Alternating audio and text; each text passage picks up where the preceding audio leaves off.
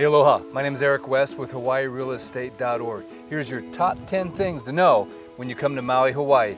Traveling tourists, this is going to be some great information. I've lived here for almost 10 years. I came here in the 80s, and I'm going to share some information that you're probably not going to hear anywhere else on the web. And I promise every tip I give you will have something special that should make a huge difference when you're booking your trip and you're coming over here. Number one, do you want to save money? A lot of people do because Hawaii is a very expensive place to vacation. Here's my top tips. Book your trip late August, September, or October. These are our slowest months. You'll find the best deals. Well, the next tip, go to Costco when you get here. So that means your plane needs to land sometime between 5 and 6 p.m. so that you can go to Costco right away and then take all that food to my third tip, your condominium. Get a condo with a kitchen. Why? Because you'll save tons of money over having to buy meals. A breakfast for a family of 4 on this island can run over $100. And I'm talking that's for pancakes and orange juice. Nothing fancy. By the way, if I add any value, please smash that like button. It's the way YouTube takes care of us. Do you want to experience amazing weather when you come to Maui? Well, of course you do. That's why everybody comes here. So when do you come and where do you stay? The best time to come for guaranteed good weather is the summer. Okay, it just is. In the wintertime, we do have a rainy season, but it's hard to predict, and it doesn't last for a very long time. So you just kind of roll the dice if you come in the wintertime. But the most important thing to remember for good weather is stay on the leeward side of the island, which means Lahaina, Kihei, Wailea, Kapalua, Honokauai, Napili, Kahana. Those are all on the leeward side of the island. If you stay on the other side of the island, it could be rainy, windy, and not so good weather any day of the year. So definitely stay on the leeward side. And my final tip for saving money on Maui is book your trip through Airbnb, VRBO, and if you can get a hold of the owner directly, I guarantee you'll save more money. And there's ways to do that. And finally, there's this thing called gap pricing. There's a company out there called KBM Hawaii. They've got gap pricing on their website. That means they have 4 nights here, 3 nights there, 2 nights here. You can put all those together and save big money. Okay, if you want to see tons of whales, when do you come? Well, everyone knows whale season is December through May. But when do you come? Listen, the most important thing to know is whale season peaks. And it's been peaking later and later. If you want to see lots of whales, come mid-February to late March. Hey, if you want to eat great food when you're on Maui, I highly suggest you eat where the locals eat. And where do the locals eat? We have to eat too, right? Well, we only eat at the best restaurants because we've tried them all. Here's the short list. The rest of the time, I'd be eating the condo food that you bought at Costco or eating at the condo. So, number one, for fine dining on the ocean, there's really only 2 options in my opinion. Number 1, Kimo's on Front Street in Lahaina. Number 2, Sorrento's on the beach, Keawakapu down in Wailea. Fine dining on the ocean. Number 2 is budget dining, maybe inside a little ways from the ocean. The best choice, period, hands down, Paia Fish Market. There's one in Lahaina, there's one in Kihei, and of course, there's one in Paia. And then finally, sushi, right? You cannot come to Hawaii and not eat sushi, just because we have some of the best sushi restaurants in the world. Number 1, Sansei's in Kapalua, period. Not the one in Kihei, the one in Kapalua. Second, miso fat in Kihei. And finally, you must eat the poke at Foodland Farms. Absolutely, hands down, in my opinion, the best poke you can buy. There's lots of good places. In my opinion, though, that's the best one. And the last category is casual dining. There's 2 options that I think are absolutely out of this world. Nalu's in Kihei and Leilani's on Ka'anapali Beach in Lahaina. Doesn't get any better than those 2 restaurants for casual dining, and Leilani's to boot is right on the water. So you want to have a good time when you're on Maui, right? What are the top attractions? Well, there's so many resources out there, it's almost enough to drive you crazy. But as a local, these are the things that I think are the absolute best. In the summer months, a parasail, Ka'anapali Beach. You can only do it after the whale season ends May 15th, but that to me is super cool, super fun. Number 2, zip lining, Flying Hawaiian, the only company to go with. Why? Because they have the longest zip line. I think it's the second longest in the world, but you must book that ahead of time, way ahead of time. Mama's Fish House, a must-do, see, go experience. Also, book it way ahead of time and do it at sunset. But if you don't book it ahead of time, I'm talking months ahead of time, you will not get in at sunset. And sunset is the key. And finally, Haleakala, you gotta go Haleakala. Now if you're gonna go do the sunrise, you gotta get up super, super early, and you have to book it ahead of time. That must be booked now through the National Park Service. But guess what? The sunset, I believe, is equally stunning, and you don't have to go through all the headache of making a reservation. And you can also combine it with an upcountry tour. Either way, whether you go in the morning or the afternoon, and what's the upcountry tour? The things you have to see in upcountry. Makawao, right? Cowboy Town, amazing place. You'll love it. The Pumpkin Patch, we call it, Kula Farms.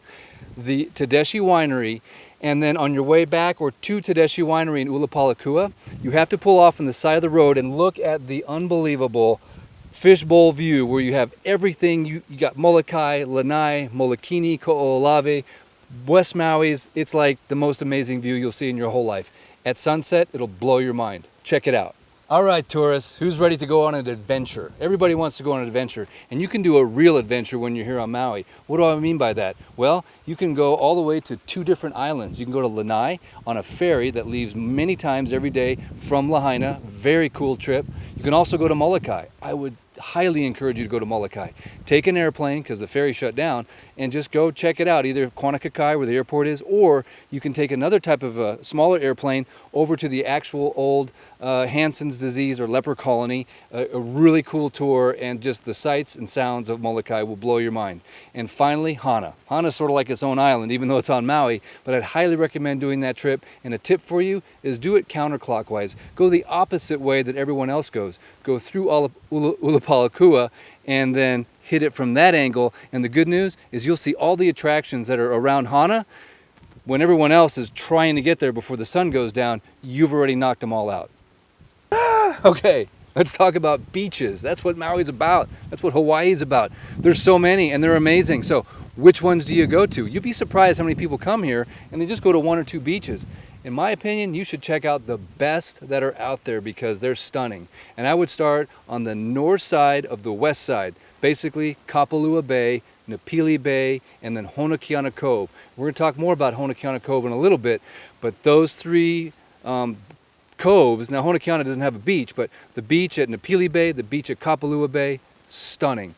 And then we go down further to Ka'anapali, and then we go to the ones that are in Kihei, which are Kiavakapu Beach in Wailea, and then finally Big Beach and Little Beach.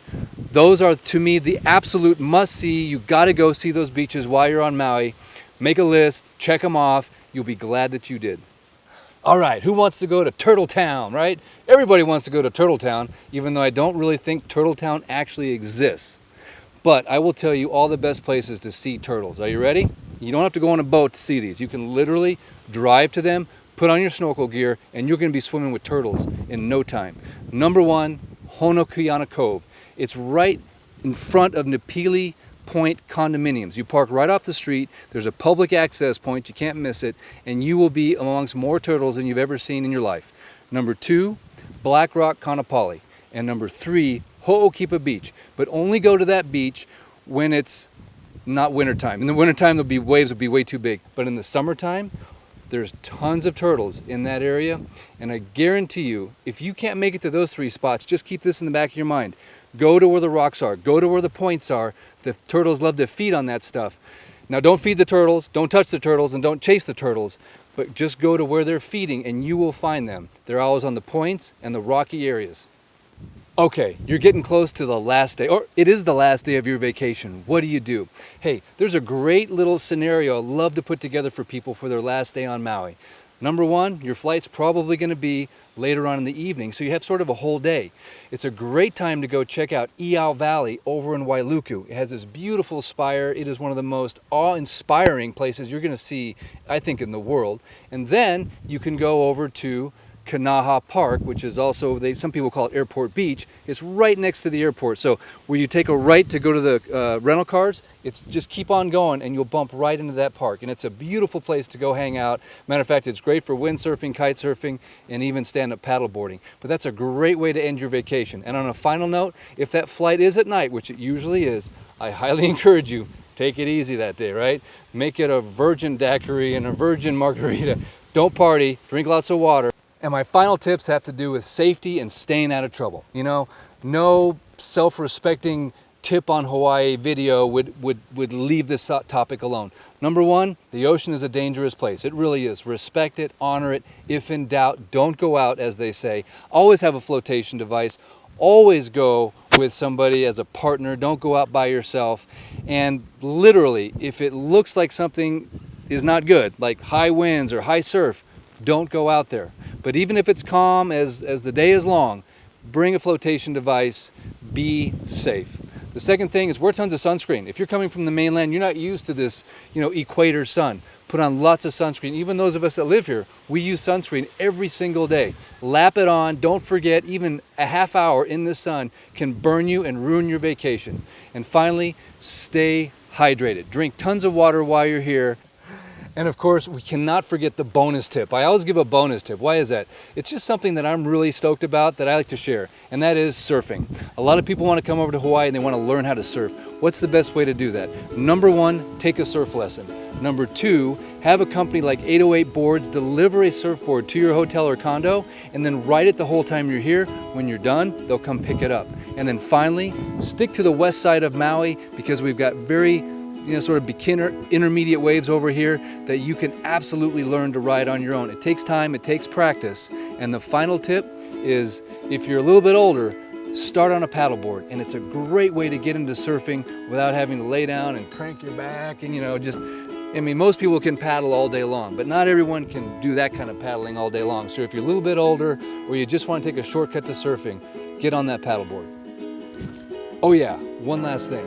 If you have kids like I do, I have 4 kids, so I took them here on vacation all the time. They want to go have fun in the ocean, obviously. And a lot of times they want to do boogie boarding, as we call it here, bodyboarding. Where's the best place to go? DT Flemings Beach. It's up by Kapalua, and I'm telling you, it's the best. That tip was given to me when I came here, and I'm so thankful because we spent half our vacation there. If you're down in Kihei, Wailea area, Keawakapu Beach on the very south end can have some nice little waves for bodyboarding or boogie boarding. But that to me is just one of the greatest experiences that kids can have, and they can do that for hours and ride those little waves and just get that salt water behind the ears and just the stoke of like the ocean. And I'm telling you, and hey, don't forget, you adults, you parents, you grandparents, you get in the water too.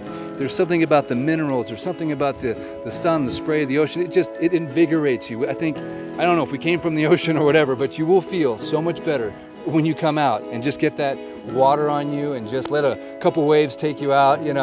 It'll definitely be worth it. Get in there with your kids and play and have fun. Aloha. Hey, can I be honest with you? I actually forgot one tip, but it's really important. And it's like one of those tips that if I don't put on the video, I'll just regret it.